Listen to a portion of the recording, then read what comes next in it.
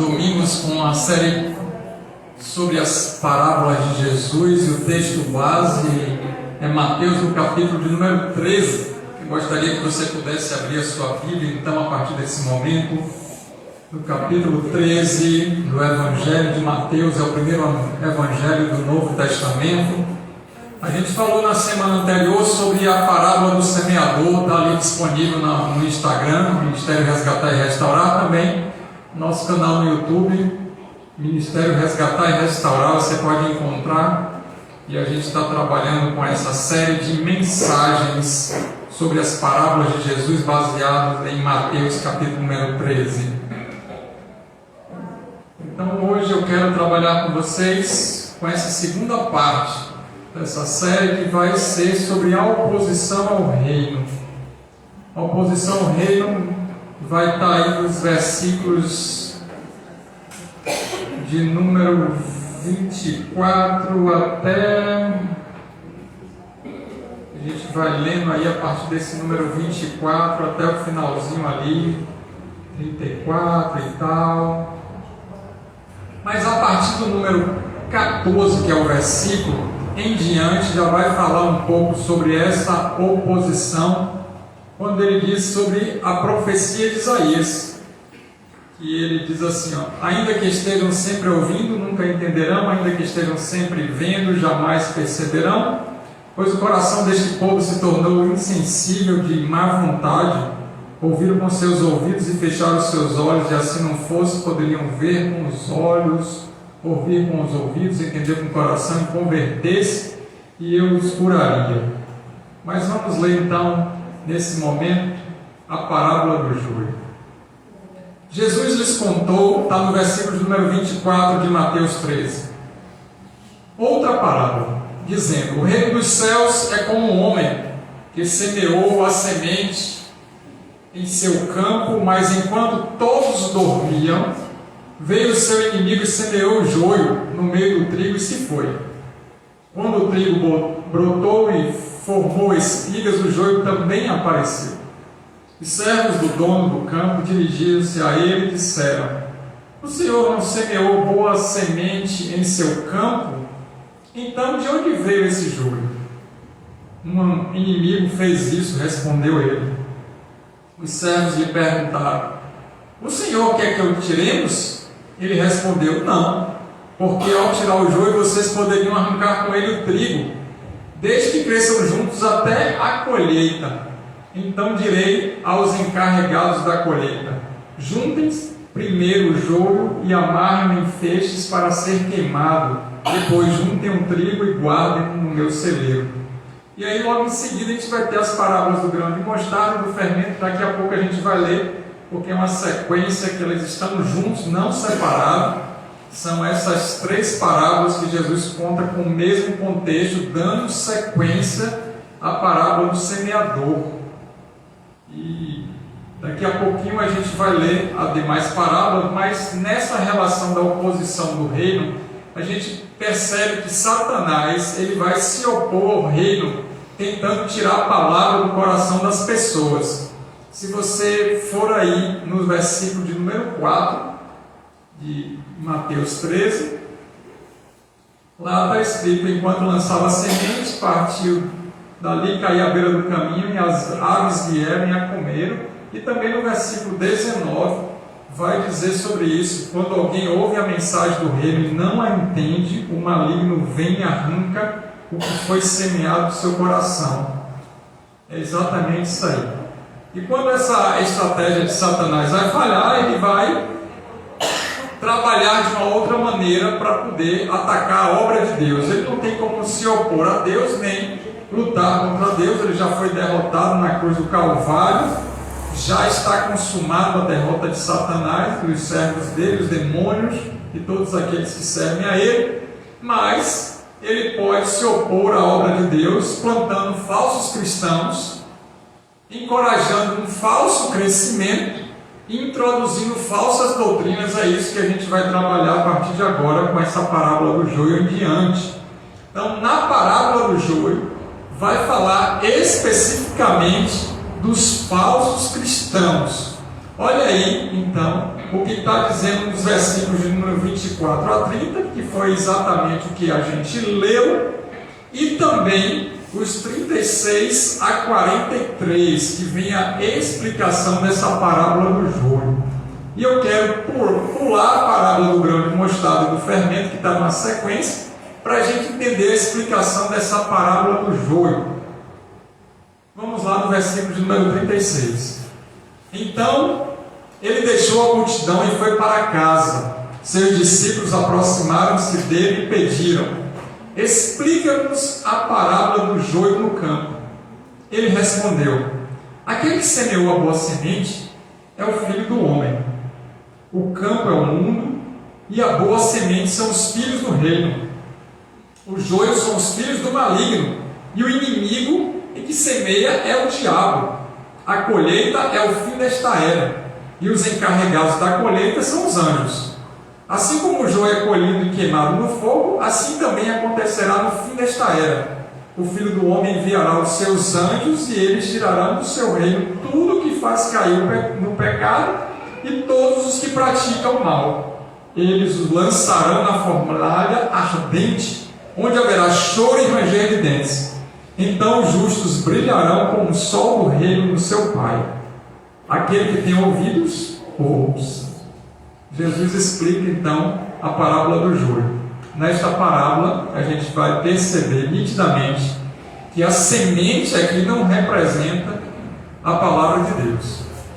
Lá na parábola do semeador, sim, mas aqui a semente não é a palavra de Deus, mas sim as pessoas que se convertem pela fé na palavra de Deus. Então aqui já muda um pouco o entendimento e a simbologia, sendo que uma parábola está bem interligada com a outra. O campo aqui é o coração humano, não é o coração humano, mas sim o mundo.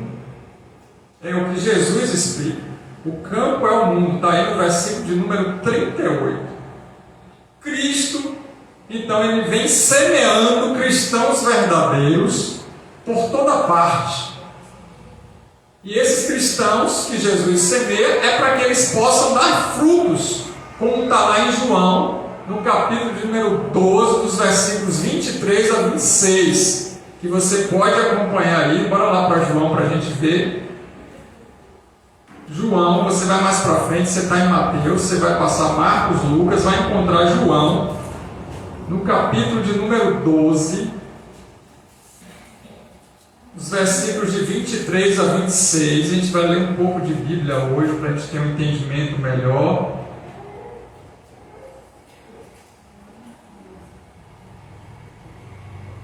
Jesus respondeu: chegou a hora de ser glorificado o Filho do Homem. Aí eu estou em João 12, de 23 a 26. Digo verdadeiramente que se o grão de trigo não cair na terra e não morrer, continuará ele só. Mas se morrer, dará muito fruto. Aquele que ama a sua vida perderá, ao passo que aquele que odeia a sua vida neste mundo, o ódio da vida é nas coisas pecaminosas desse mundo, a conservará para a vida eterna. Quem me serve precisa seguir-me, e onde eu estou, o meu servo também estará. Aquele que me serve, meu Pai o honrará. Então perceba que aqueles que são de Deus, eles dão frutos dignos de justiça. Onde Cristo semeia um cristão verdadeiro, Satanás tenta ou semeia um pseudo ou falso cristão. E aqui a gente vai falar que é um impostor, aquele que não está convertido de verdade e que vai ser um servo do diabo para criar divisão, contenda, problema, inventar coisa. Então, aonde Jesus semeia um verdadeiro cristão, Satanás vai semear um falso cristão. Isso é fato. Aquele que parece, mas não é. Então a gente deve ter cuidado com essas falsificações do inimigo, como diz lá em 2 Coríntios capítulo 11, 26. Esses são os falsos cristãos. nós como igreja precisamos ter cuidado, ficar atento com isso. Vamos lá em 2 Coríntios 11. Te convido a fazer uma leitura da Bíblia. Você vai mais para frente, Atos, Romanos, Coríntios. Você vai encontrar então 2 Coríntios, 1º e 2º, no capítulo de número 11, no versículo de número 26.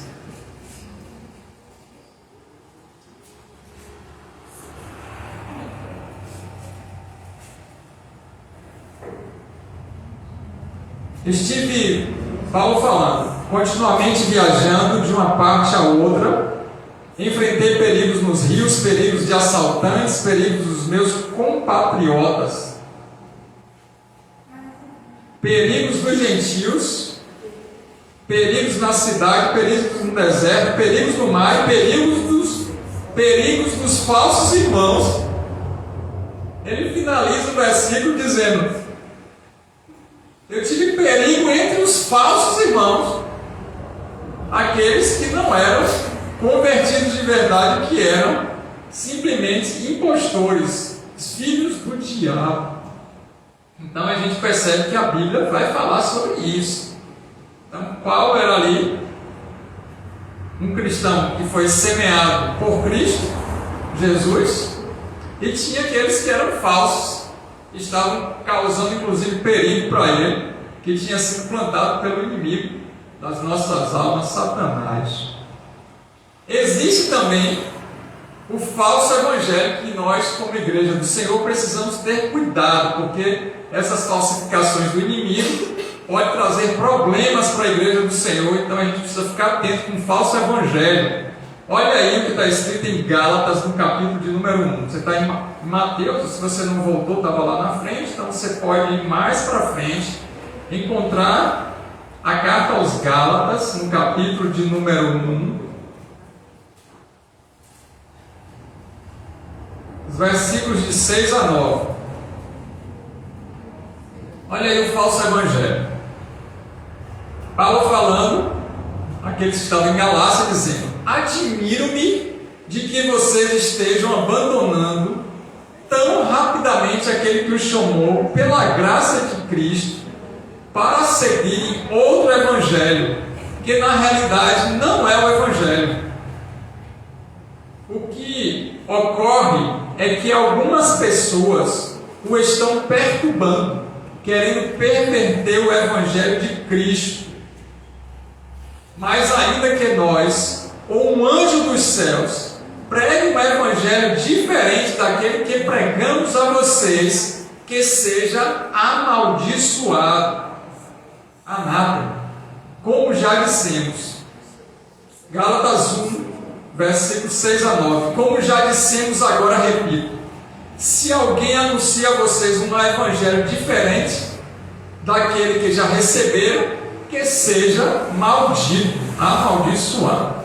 Então existe um falso evangelho, existem falsos cristãos e existem falsos evangelhos.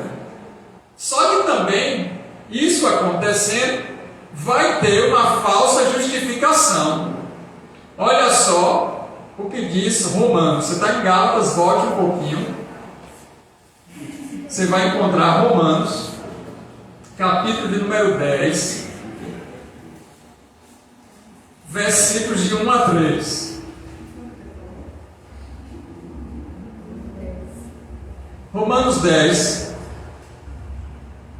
de 1 a 3 diz assim: irmãos, o desejo do meu coração e a minha oração a Deus pelos israelitas é que eles sejam salvos.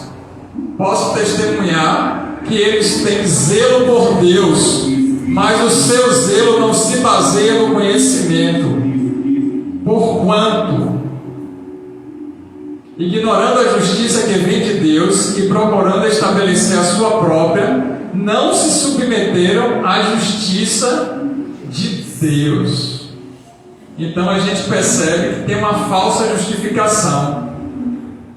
Pessoas que se dizem cristãs, mas elas não se submetem ao senhorio de Cristo e não são justificadas pelo sangue derramado de Jesus na cruz do Calvário para remir de todos os pecados para render as pessoas ao Senhor nosso Deus. Então, um falso evangelho pregado, falsa conversão, o inimigo implantando pessoas que aparentemente parecem, mas não foram justificados pela palavra através do sangue de Jesus. E lógico que nessa sequência de coisas se monta uma falsa igreja. Existe uma falsa igreja. Vamos ver essa falsa igreja. Apocalipse, capítulo número 2, vai lá, é o primeiro livro de trás para frente, ou o último livro da Bíblia. Apocalipse, capítulo 2, versículo número 9. Falsos cristãos, falso ensino e doutrinas, falsa justificação, falsa igreja. 2:9 de Apocalipse.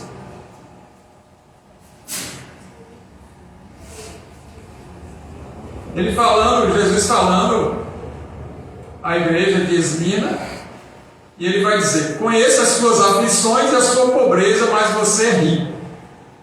Conheço a blasfêmia dos que se dizem judeus, mas não são, sendo antes sinagoga de Satanás. Igreja do cão, igreja do diabo, tem uma aparência de cristã, fala o linguajar evangélico, as pessoas se vestem como crente, tem um dialeto específico ou jargões evangélicos, pregam a palavra, mas é uma igreja do diabo. Então a gente percebe que hoje a gente precisa ter cuidado naquilo que a gente está vendo, ouvindo e participando. Só o Espírito Santo para nos dar discernimento. Com essa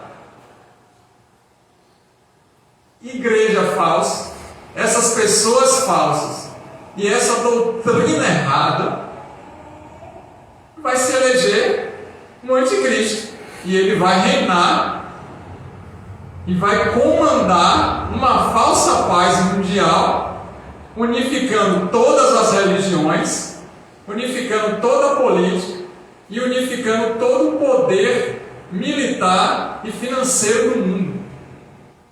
Isso está se convergindo para esse acontecimento, e é lógico que vai surgir então falsos cristos. 2 Tessalonicenses, capítulo de número 2. Você está em Apocalipse, volte um pouco. Encontre aí 2 Tessalonicenses, capítulo 2.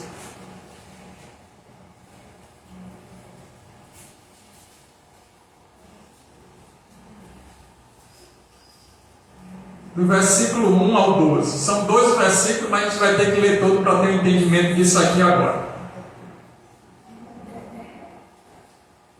Paulo, escrevendo aos Tessalonicenses, ele vai falar sobre o homem da iniquidade ou do pecado, esse anticristo. Irmãos, quanto à vida de nosso Senhor Jesus Cristo e a nossa reunião com Ele, rogamos a vocês que não se deixem abalar, nem alarmar tão facilmente, quer por profecia, quer por palavra, quer por carta, supostamente até vinda de nós, como se o dia do Senhor já tivesse chegado. Não deixe que ninguém os engane de modo algum.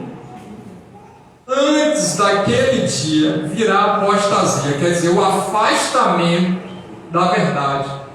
As pessoas vão se afastar da verdade, vão ficar com comichões no ouvido, vão querer só ouvir aquilo que vai servir para o próprio ego.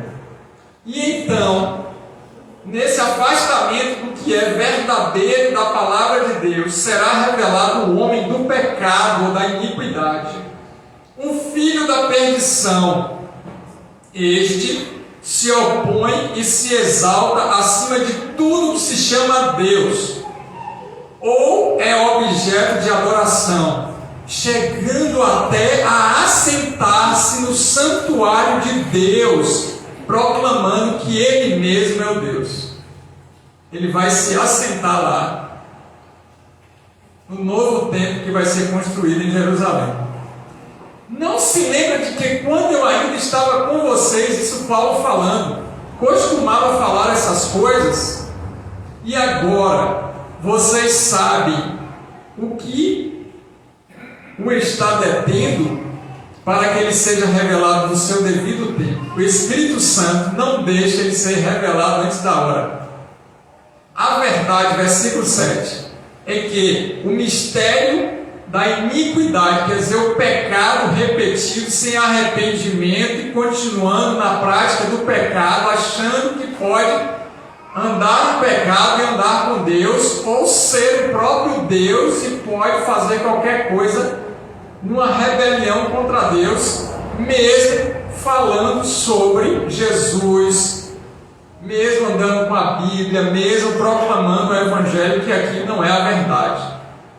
Já está em ação, essa iniquidade já está em ação, irmãos, restando apenas que seja afastado aquele que agora o detém. Então será revelado o perverso, a quem o Senhor Jesus matará com o sopro da sua boca e destruirá pela manifestação de sua vinda. A vinda desse perverso é segundo a ação de Satanás, com todo o poder, com sinais, maravilhas enganadoras, vai e já está fazendo prodígios, curas sobrenaturais, revelações de passado, claro, invenções de futuro, envolvimento com o ego, com a mente das pessoas, nas carências dela. Ele fará uso de todas as formas de engano, da injustiça para o que estão perecendo, porquanto rejeitaram o amor à verdade que eu poderia salvar.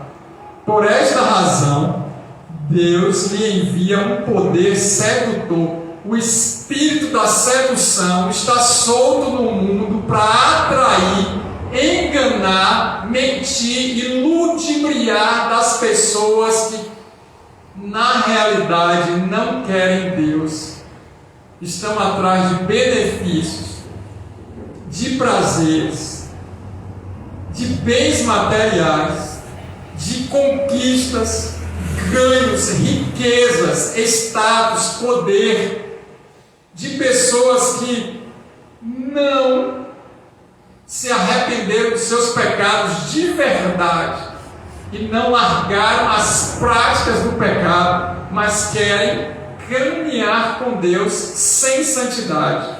Esse espírito sedutor vai fazer com que, no versículo 11, eles creiam na mentira e sejam condenados todos os que não creram na verdade, mas tiveram prazer na injustiça. A minha pergunta agora é: como é que você sabe que está congregando numa igreja verdadeira e que eu sou um pastor verdadeiro?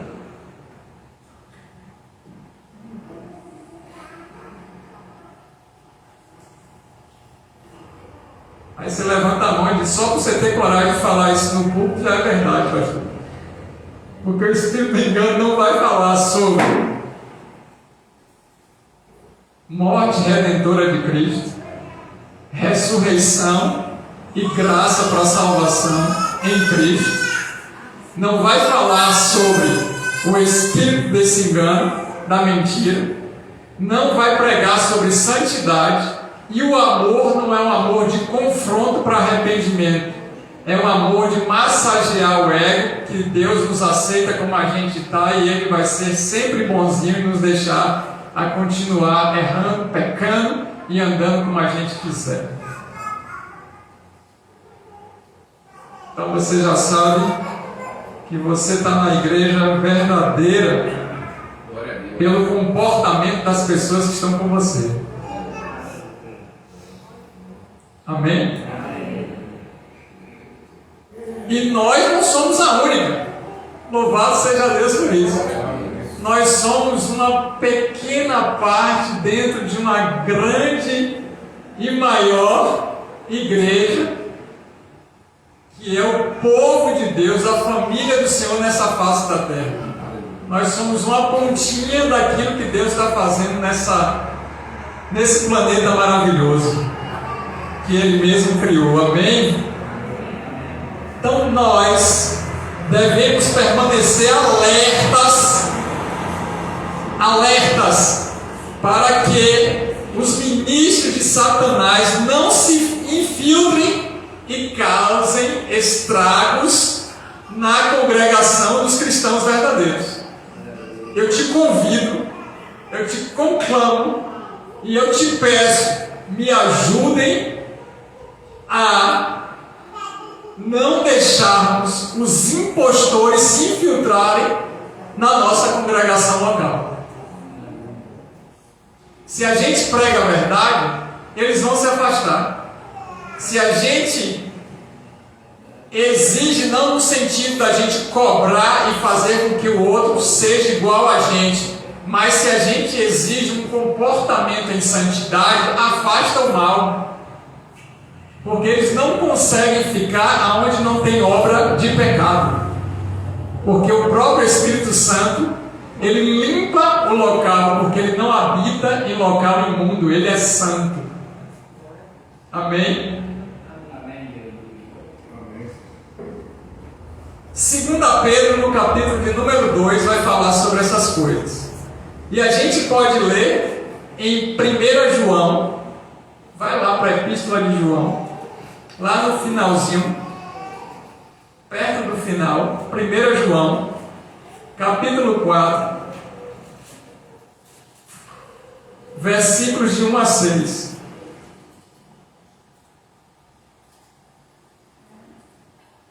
Amados, não creia em qualquer espírito, mas examine os espíritos para ver se eles procedem de Deus. Porque muitos falsos profetas têm saído pelo mundo. Vocês podem reconhecer o Espírito de Deus deste modo. A Bíblia é linda, vai dizer para a gente como a gente pode detectar o inimigo. Todo espírito que confessa que Jesus Cristo veio em carne procede de Deus. Mas todo espírito que não confessa Jesus não procede de Deus. Esse é o espírito do anticristo, acerca do qual vocês ouviram que está vindo e agora já está no mundo. Filhinhos, vocês são de Deus e os venceram, porque aqueles que estão com vocês é maior do que aquele que está no mundo. Louvado seja Deus! Eles vêm do mundo, por isso o que falam procede do mundo e o mundo os ouve. Então eles vão falar em ganhos, riquezas, benefícios, vantagens. Eles vão se orgulhar, dizendo que é Deus que está prosperando, que está trazendo riquezas, satisfações, prazeres, conquistas diversas, vitórias. Não que o nosso Deus não dê tudo isso, Ele é poderoso para dar muito mais daquilo que a gente até precisa. Mas esse não é o Evangelho verdadeiro. O Evangelho verdadeiro é aquele que confessa Jesus como o único e suficiente Senhor e Salvador e não tem nada que possa retirar essa graça salvadora do Senhor Jesus. Ele fez a obra completa. Nós viemos de Deus, versículo 6. E todo aquele que conhece Deus nos ouve, mas que não vem de Deus não nos ouve. Irmãos, quando a gente confronta o outro com amor, para que ele possa se corrigir do erro, se consertar e viver uma vida com Deus, se ele recebe aquela palavra e muda, ele é convertido. se a pessoa fica chateada com um confronto, não é com afronta. Afronta é falar mal, injuriar, ser arrogante. Estou falando em sabedoria, em amor.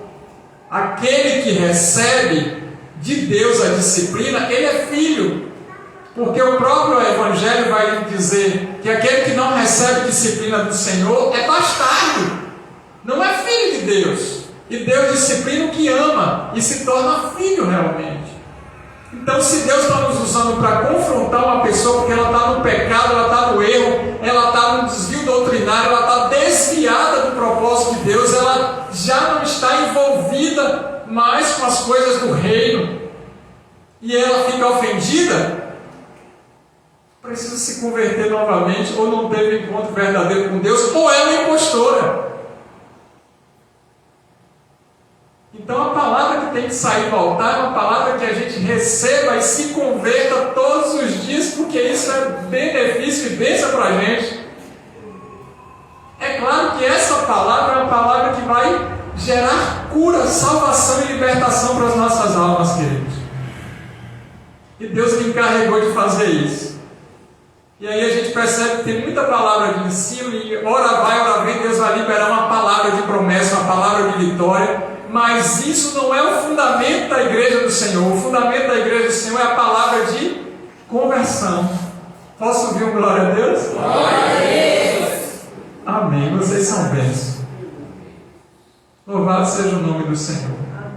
E ele finaliza dizendo: dessa forma, reconhecemos o Espírito, e agora é o Espírito Santo, que está com letra maiúscula, o Espírito da verdade e o Espírito do erro.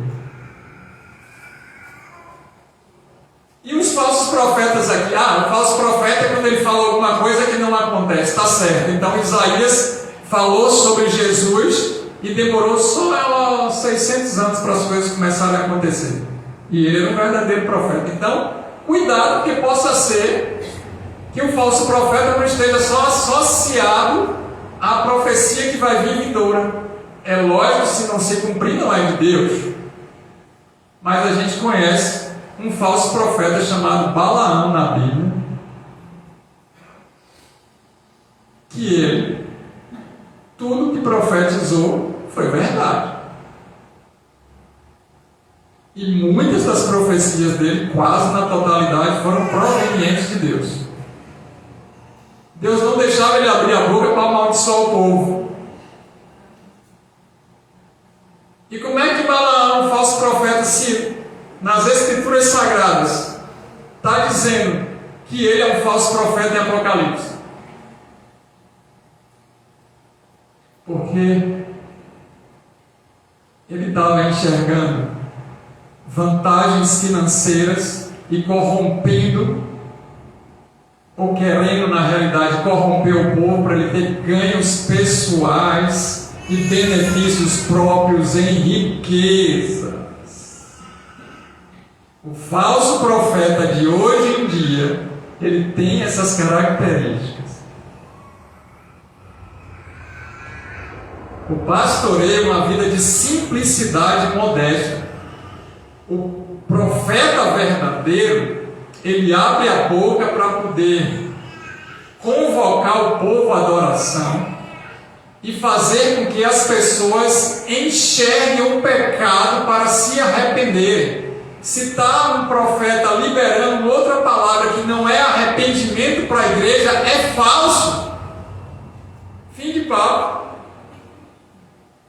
O pastor ainda vai lá naquela palavra que foi liberada do profeta, que o pastor pode ser um profeta usado por Deus naquele momento como uma palavra profética. E a palavra profética não é assim diz o Senhor e dizer alguma coisa que não existe. A palavra profética é o ensino do que já está nas Escrituras através de algo que a pessoa, só a pessoa sabe, que é a palavra de conhecimento, ou uma palavra de sabedoria que vai ser para uma congregação dizendo detalhes de como elas precisam se arrepender para se alinhar com o propósito de Deus. Isso é profecia. O resto é adivinhação, magia e feitiçaria. Acabou-se. Alguém não entendeu? Levanta a mão para eu tentar explicar melhor. Então, se você está vendo uma pregação que está falando um bocado de coisa, dizendo um bocado de coisa, e diz que é o profeta que chegou e ele chega com um carro importado, Balaão queria o cavalo do rei. Até espancou a jumenta. Então, se o cara chega cheio de vaidades, de soberba, altivez, um coração ganancioso, os olhos querendo lucro e querendo ter prazeres e satisfação nessa vida, é falso. Porque aquele que é amigo do mundo, as Escrituras diz que é inimigo de Deus. Fim de papo. Não pode ter dois senhores. Conheceremos os falsos e os verdadeiros, e ele finaliza assim: dessa forma, reconhecemos o que tem o Espírito Santo, o Espírito da verdade e o Espírito minúsculo aí do erro. Amém? Amém. Glórias a Deus. Ô glória! Agora o detalhe. Bora voltar lá para Mateus 13. Irmãos, como Deus me deu essa palavra, eu disse: meu Senhor, como descortina a nossa mente e a gente começa a enxergar melhor. Então, queridos, quando o povo de Deus dorme, tem escrito aí que o povo de Deus dorme. Olha só. Versículo 25 do capítulo 13. Mas enquanto todos dormiam, veio o inimigo e semeou o joio no meio do trigo e se foi. Quando o povo de Deus dorme, quando é que o povo de Deus dorme? Quando fica indiferente com a própria salvação. Você já olha para o lado e tem cadeira vazia no culto, na igreja. Está indiferente com a salvação, está pensando que pode adorar a Deus, amar a Deus e servir a Deus em casa.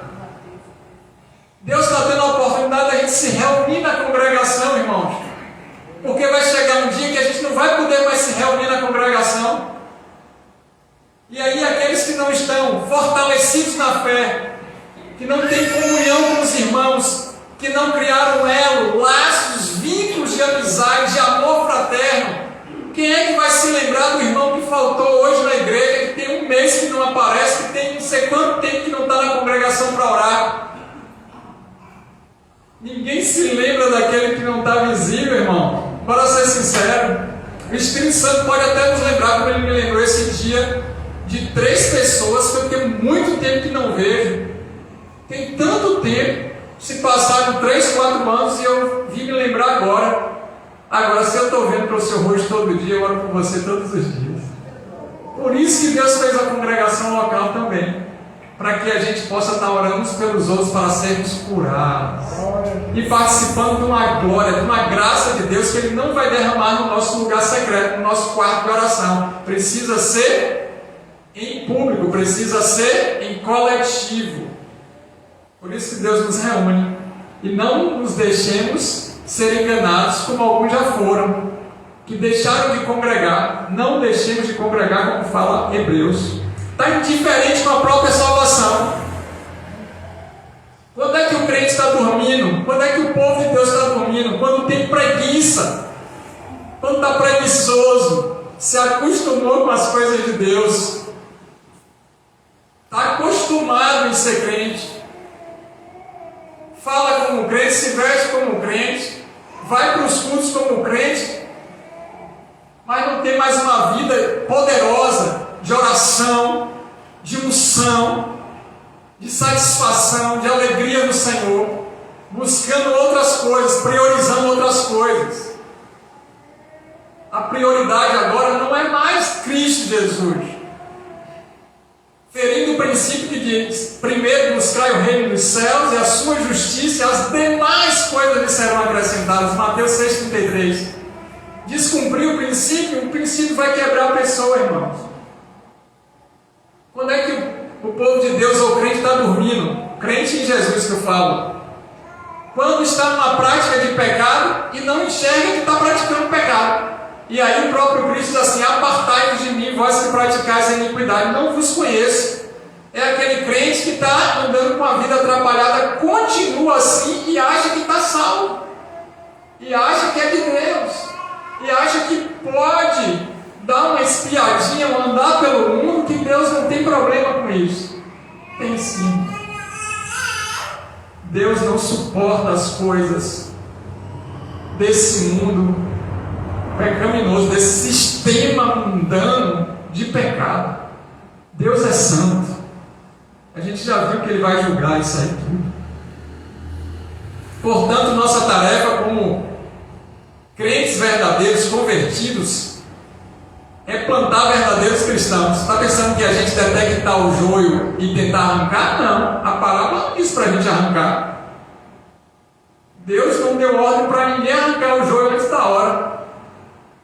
Se a gente planta a verdade, os verdadeiros cristãos vão fazer com que o joio não sobreviva. Porque não tem espaço para crescimento do impostor. Eu e você precisamos ganhar almas para o Senhor e fazer com que a vida dos outros sejam edificadas na verdade. Eu e você, Deus nos convoca para sermos responsáveis em plantar verdadeiros cristãos. O que eu e você tem feito pela igreja do Senhor na face da terra e também pela igreja local, para que essa igreja seja fortalecida na verdade. É isso que Deus está nos chamando e nos convocando para esses dias. A nossa tarefa é plantar verdadeiros cristãos. Então a gente precisa se opor a Satanás e expor as mentiras dele, ao mesmo tempo que nós vamos produzir os frutos onde Deus nos plantou. O que você tem feito pela igreja local? Qual é o fruto que você tem produzido na igreja que Deus te plantou? Ao mesmo tempo que a gente combate a Satanás, ganhando almas para o Senhor Jesus, edificando a vida dos irmãos, a gente precisa estar envolvido com a igreja local, e a igreja local é uma partezinha minúscula do reino. Porque a gente não tem como fazer grandes coisas lá fora se a gente não está conseguindo nem fazer aqui dentro. Quem nesse bairro você ganhou para Jesus?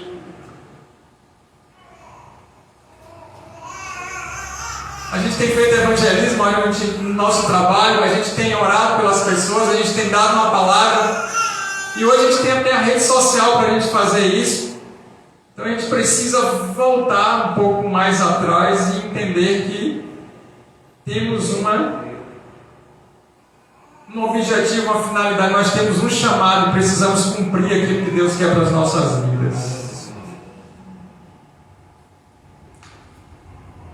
Cristo, através dos seus anjos, vai ajuntar as espigas de joio. Quais são as espigas de joio que ele explicou aí na parábola do joio, a partir do versículo 36? Tudo que faz cair no pecado e todos que praticam mal.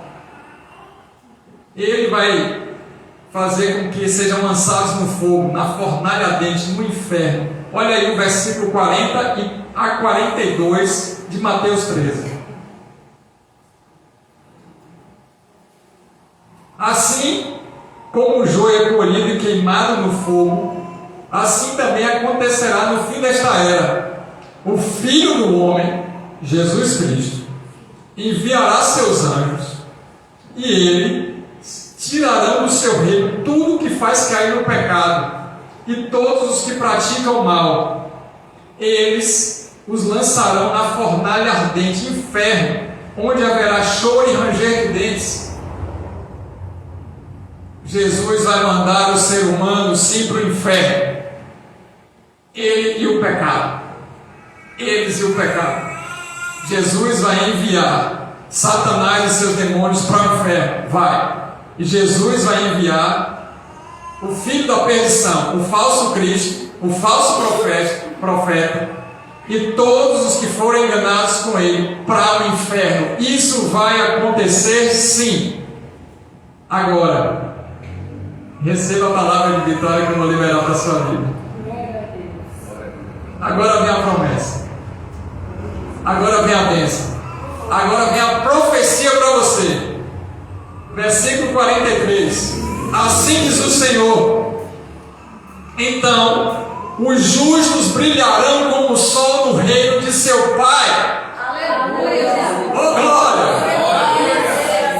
Se você anda numa prática de bem, de justiça, lutando contra o pecado, vivendo uma vida de obediência às Escrituras, você estará e já é e viverá salvo para sempre no reino do Pai eterno e amado. Aquele que tem ouvidos, ouça.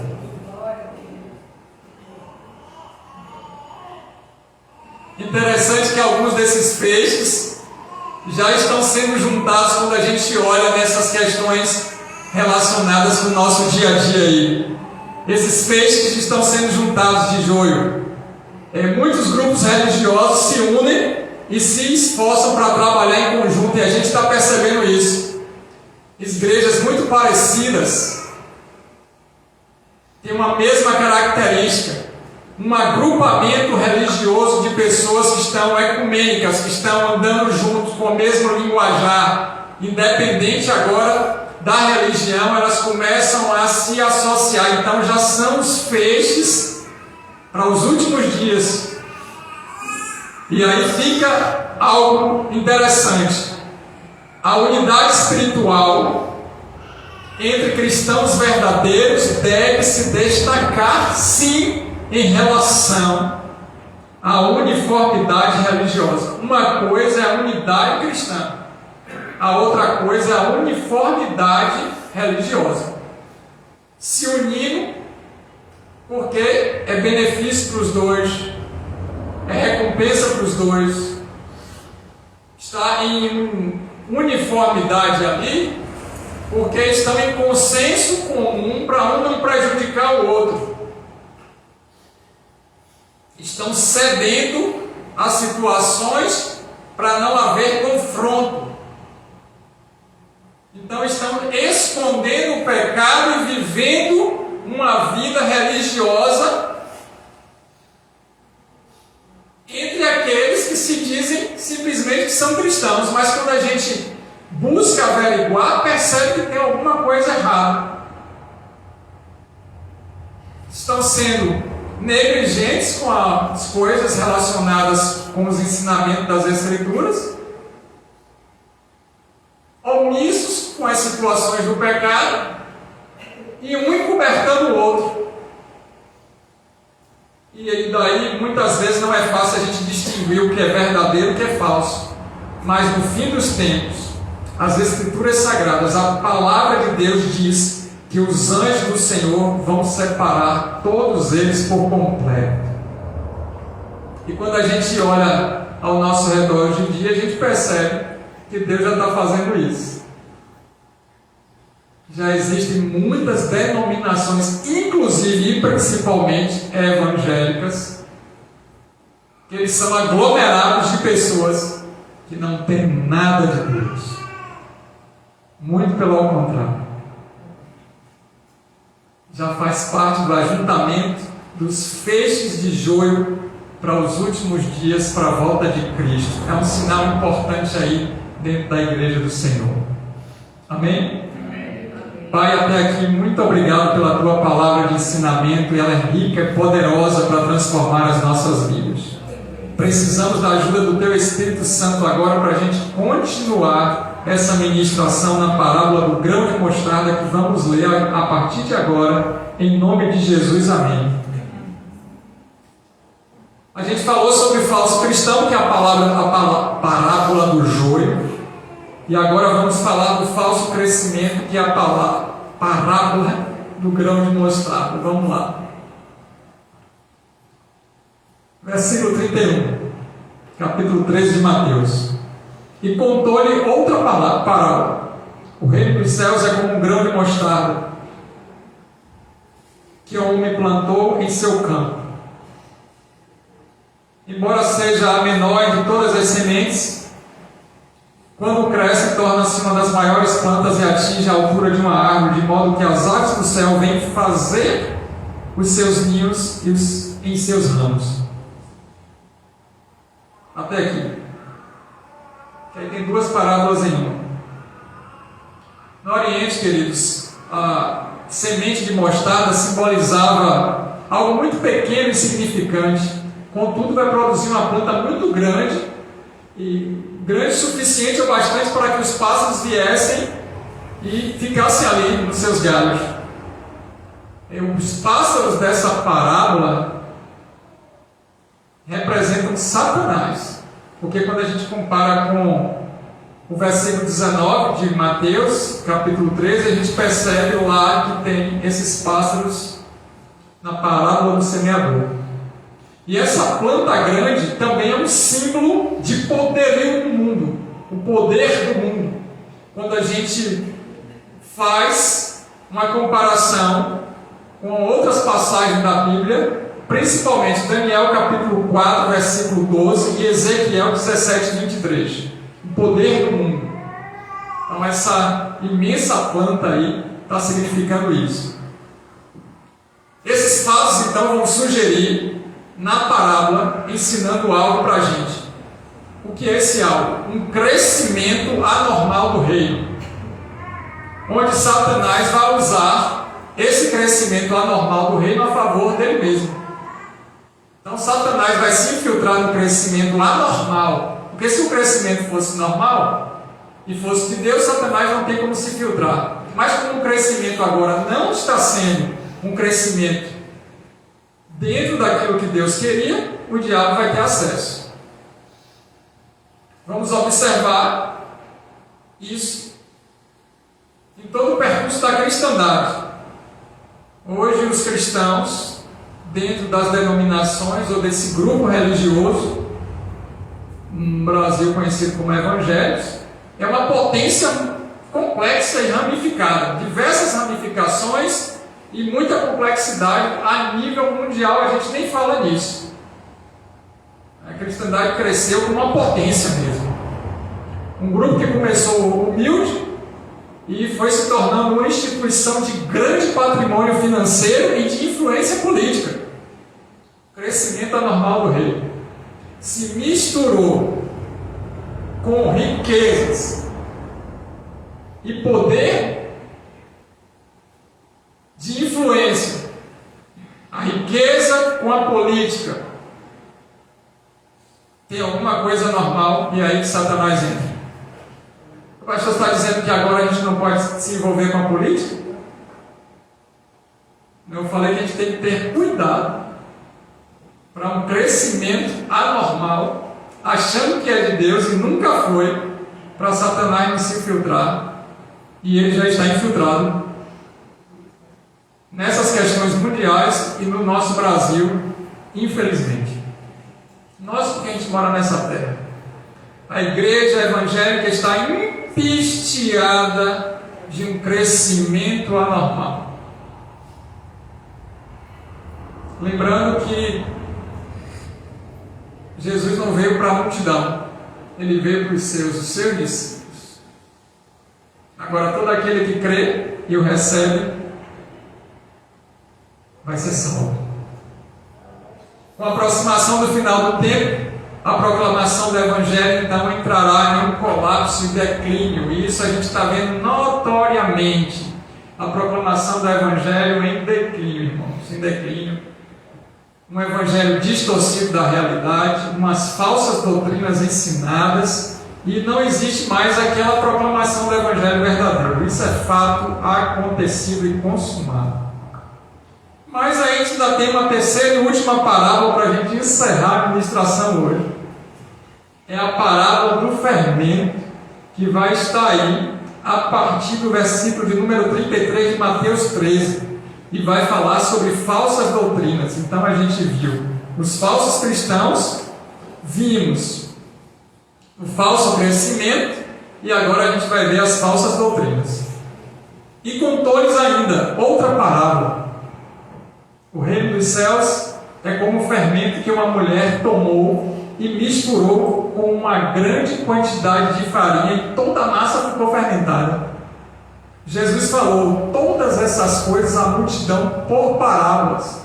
Nada lhes dizia sem usar alguma parábola, cumprindo-se assim o que fora dito pelo profeta: abrirei a minha boca em parábolas, proclamarei coisas ocultas dessa criação, desde a criação do mundo, proclamarei coisas ocultas desde a criação do mundo.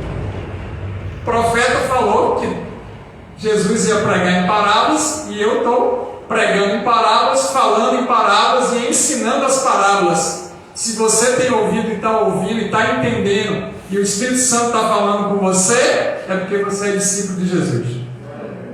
Se não está conseguindo entender nada, está todo atrapalhado, hoje é noite de salvação. Hoje é noite de salvação. A salvação é chegada na sua vida. Enquanto a semente de mostarda ilustra a falsa expansão exterior do reino. Se lembra lá da falsa semente? Da semente de mostarda? Vai significar uma expansão exterior fraudulenta. O fermento aqui vai ilustrar um desenvolvimento interior das falsas doutrinas e uma vida de falsidade e hipocrisia. Ao longo de toda a Bíblia a gente vai perceber, irmãos, e irmãs, que o fermento vai ser usado para simbolizar o mal e o pecado. Fermento na Bíblia é mal e pecado, e deve ser removido da vida das pessoas. Êxodo 34, 25. Quer ver isso lá no Antigo Testamento? Bora lá, Êxodo. Livro de Êxodo. Gênesis, Êxodo, Levítico e Números. Êxodo 24. Versículo 20.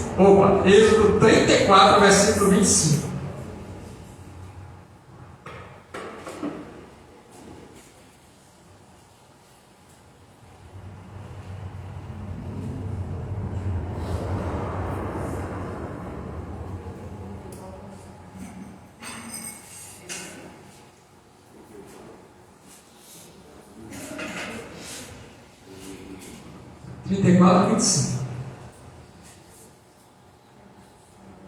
Não me ofereça o sangue de nenhum sacrifício misturado com algo fermentado, e não deixe sobra alguma do sacrifício da festa da Páscoa até a manhã seguinte. Não misture nada com algo fermentado. Mas isso é Antigo Testamento, pastor, está certo. Então bora 1 Coríntios.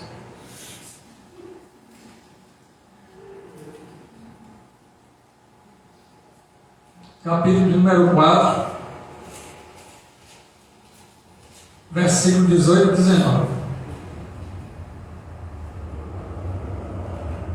Alguns de vocês se tornaram arrogantes, como se eu não fosse mais visitá-los. Paulo falando aos Coríntios. Mas irei muito em breve, se o Senhor permitir. Então saberei não apenas os que estão falando esses arrogantes, mas que poder eles têm. Pois o reino de Deus não consiste em palavras, mas em poder. Então o que ele está dizendo aqui nesse contexto? Que existe um hipócrita que está falando coisas que não procedem de Deus. E a gente está trabalhando com fermento.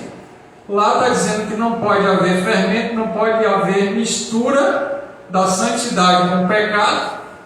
Não tem nada a ver Deus com os ídolos. E toda vez que se tem um espírito de orgulho e de pessoas que estão falando ou ensinando falsas doutrinas, isso aí está configurado o espírito da falsidade, da mentira, do engano, a hipocrisia que Jesus diz. Então Jesus vai usar o fermento para representar a hipocrisia. Você está em Coríntios, volta aí, Lucas capítulo 12, versículo 1.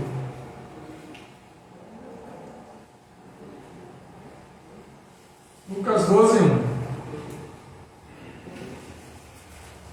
Jesus vai falar sobre o fermento para representar a hipocrisia.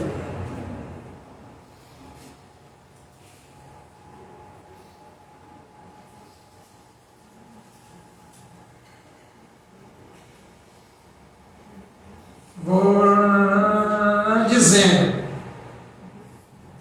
Jesus começou a falar primeiramente aos seus discípulos, dizendo, pulei aí o iniciozinho: tenham cuidado com o fermento dos fariseus, que é a hipocrisia.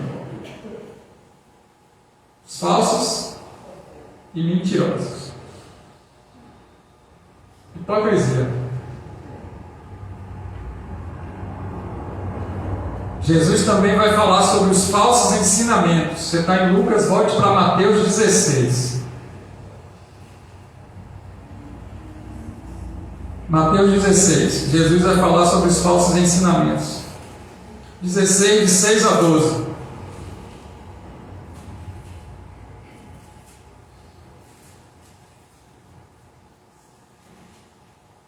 Disse-lhe Jesus: estejam atentos e tenham cuidado com o fermento dos fariseus e dos saduceus. E eles discutiam entre si, dizendo: é porque não trouxemos pão? Percebendo a discussão, Jesus lhes perguntou: homens de pequena fé, por que vocês estão discutindo entre si sobre não terem pão? Ainda não compreenderam? Não se lembra dos 5 pães para 5.000 e de 4 cestos que vocês recolheram? Não, nem dos 7 pães para os 4.000? E de quantos cestos recolheram? Como é que vocês não entenderam sobre o pão que estava lhes falando? Tomem cuidado com o fermento dos fariseus e dos saduceus. Então entenderam que não estava lhe dizendo que tomassem cuidado com o fermento do pão, mas com o ensino dos hipócritas, dos mentirosos, dos fariseus e dos saduceus. E Jesus também vai falar sobre a condescendência, que significa o consentimento e a tolerância com o pecado, com as coisas desse mundo. Você está em Mateus 16, vai para 22. Mateus 22. Consentimento com o pecado e a tolerância em frente a ele. Mateus 22, 16 a 21. Hoje é Bíblia, meu irmão. Hoje é bênção. Não que seja diferente dos outros dias. Tem sido nessa casa pela misericórdia de Deus. Louvamos ao Senhor por isso. Enviaram seus discípulos junto com os herodianos, que lhe disseram: mestre, sabemos que és íntegro, que ensinas o caminho de Deus conforme a verdade. Tu não deixas se influenciar por ninguém, porque não te prendes à aparência dos homens. Dize-nos, pois, qual é a sua opinião? É certo pagar imposto a César ou não? Mas Jesus, percebendo a má intenção deles, perguntou: homens de Deus, queridos do papai, amigos, seus falsos, seus hipócritas, por que vocês estão querendo me colocar à prova? Me mostra a moeda que está para pagar imposto. E eles aí mostraram o denário. E ele perguntou: de quem é essa imagem aí na inscrição? De César, responderam eles. Então dê a César o que é de César e a Deus o que é de Deus.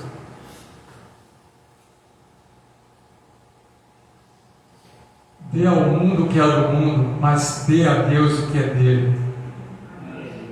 A Deus é para prestar culto, adorá-lo de todo o coração, de toda a alma, de todo entendimento e de toda a força. É para o adorar em espírito e em verdade. Tem que dar a Deus o melhor, é o preço.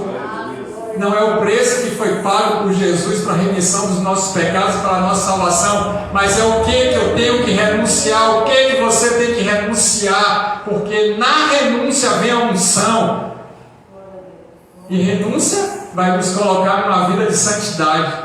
E a unção que vem em nós, os santos, proveniente de Deus, é para curar enfermos, expulsar demônios e proclamar o ano aceitável do Senhor.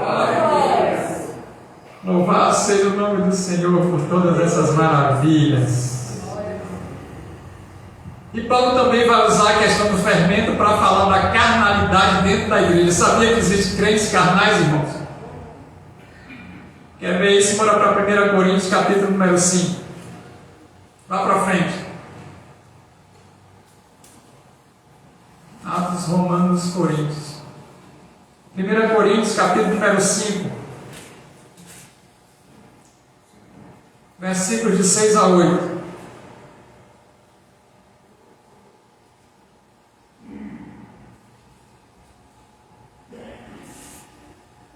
O orgulho de vocês não é bom. Vocês não sabem que um pouco de fermento faz toda a massa ficar fermentada? Livrem-se dos fermentos velhos para que sejam massa nova e sem fermento, como realmente são. Pois Cristo, nosso Cordeiro Pascal, foi sacrificado. Por isso celebremos a festa, não com fermento velho, nem com fermento da maldade, da perversidade, mas com os pães asmos, pães sem fermento, os pães da sinceridade e da verdade. Oh, glória! E também Paulo vai falar sobre as falsas doutrinas relacionadas com essas questões da parábola do fermento. Olha aí, Gálatas, você está em Coríntios, lá para frente, Gálatas capítulo número 5. Gálatas 5, versículo 9 e 10.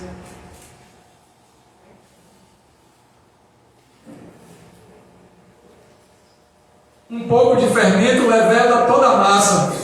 Estou convencido no Senhor de que vocês não pensarão de nenhum outro modo. Aquele que os perturba, seja quem for, sofrerá condenação. Meu Deus. E a gente fica, não fala assim não, cuidado com ele.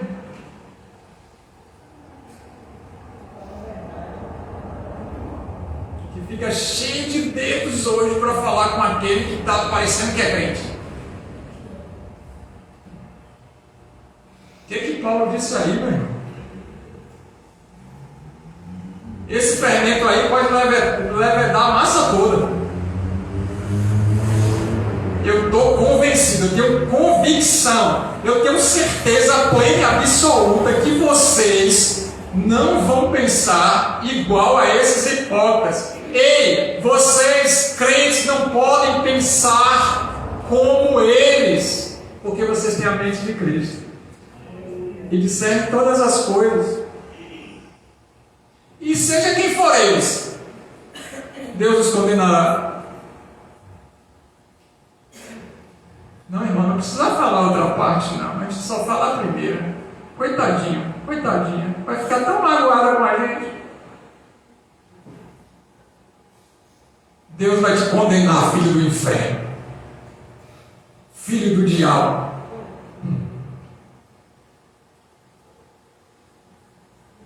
Agora é claro que a gente não vai sair por aí dando rajada de metralhadora para tudo quanto é lado com as nossas palavras de ofensa. Se a gente quer ganhar as almas para Cristo e semear no reino, o que ele está dizendo aqui é para a gente ter discernimento e não ter medo, que Deus é conosco. Sendo assim, usar um crescimento promovido pelo fermento para representar uma expansão do Evangelho ao redor do mundo, entendo que vai contra o significado verdadeiro, né? Aquele símbolo do que é o verdadeiro cristianismo. Isso vai provocar uma contradição com as demais parábolas.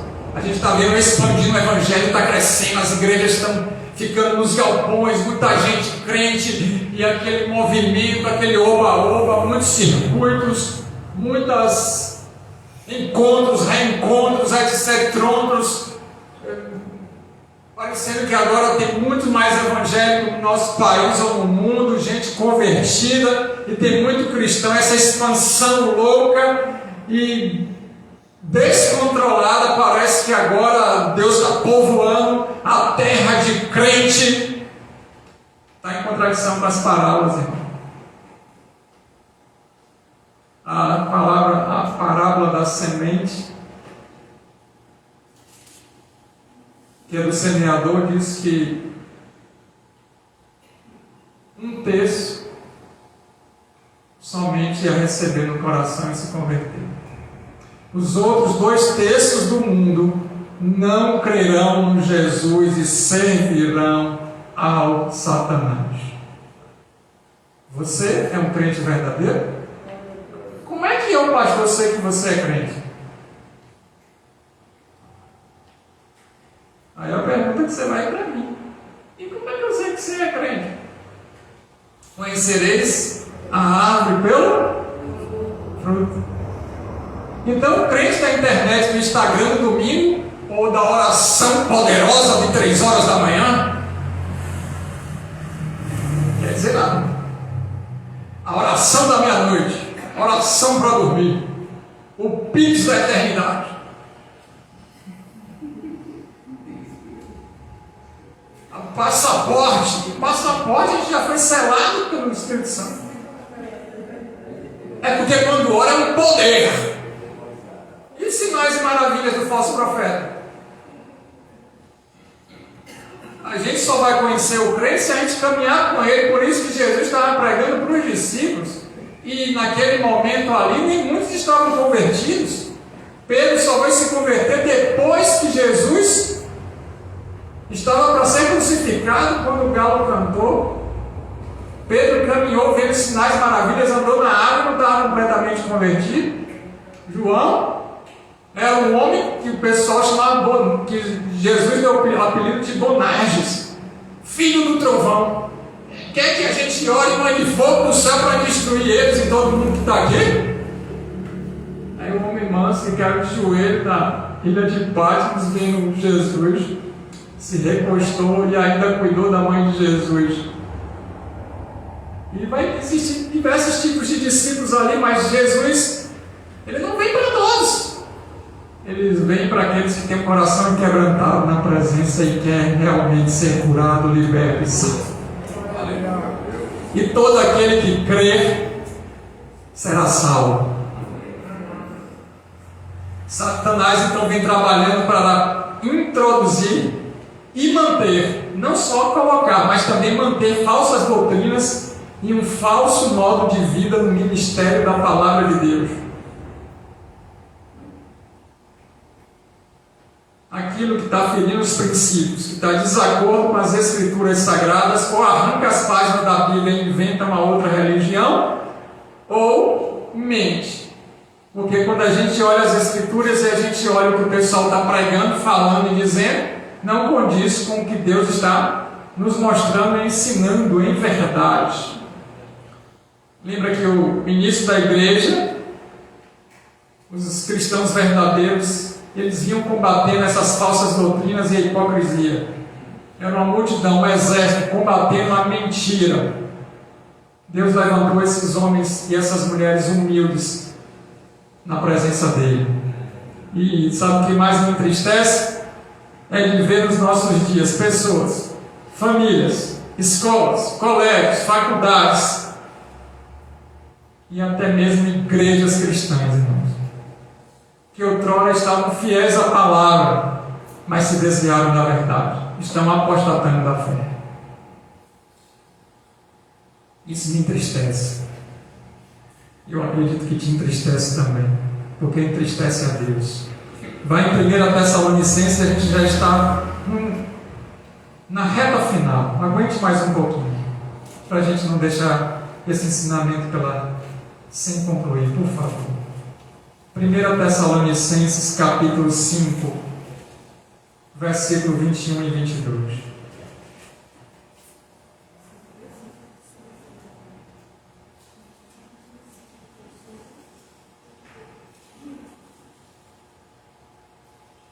Ponham à prova todas as coisas e fiquem com o que é bom.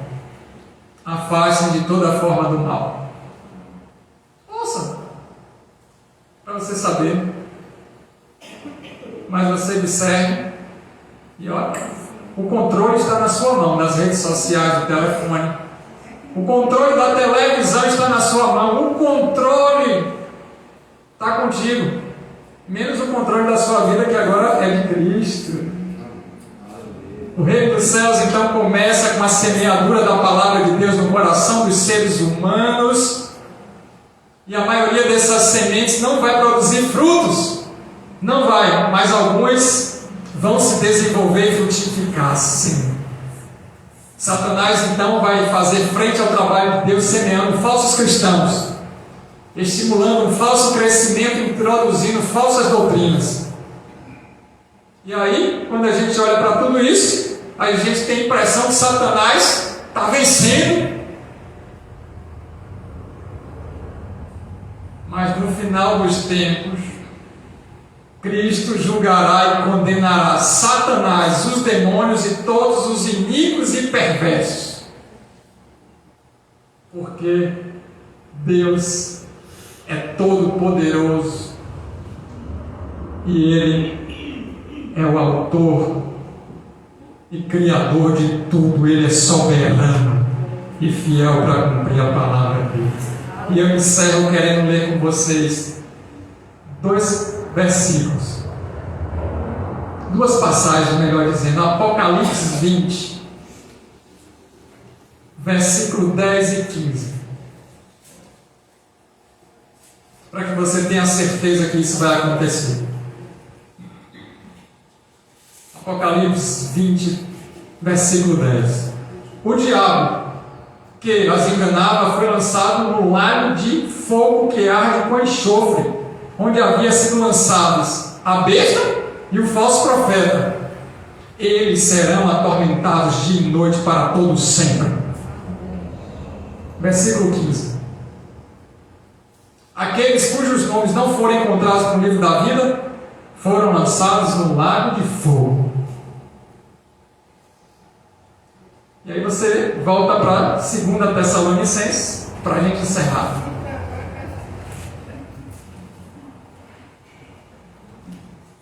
Segunda Tessalonicenses, capítulo de número 2. Você não tem mais dúvida disso. Versículos 7 a 12. A verdade é que o mistério da iniquidade já está em ação, restando apenas que seja afastado aquele que agora o detém. Então será revelado o perverso, a quem o Senhor matará com o sopro da sua boca. Meu Deus, o sopro de Cristo matará. Está pensando que é um tapa? É um pisão? E eu vejo o pessoal falar: pisa no diabo na cabeça. Pisa em quê? Para com essas bobagens. Não está sabendo quem está lutando contra você. É um espírito forte. Se não estiver na presença de Cristo, é derrotado. E aí começa com sapato de fogo, não sei o que de fogo. Jesus vai fazer. Acabou. Esse é Cristo que habita em vós através do Espírito Santo dele. A vida desse perverso é segundo a ação de Satanás, com todo o poder, sinais, maravilhas, a gente já leu. E eles já estão todos condenados. Está pensando que ele está sendo vitorioso e está ganhando alguma coisa? Isso tudo é para cumprir o que está nas Escrituras Sagradas, para Deus dar vitória ao povo dele e a salvação eterna para sempre. E os dias estão chegando no final. Aquele que tem ouvido, ouça o que Jesus, o Espírito de Cristo, está falando para a igreja. Se coloca de pé para a gente encerrar.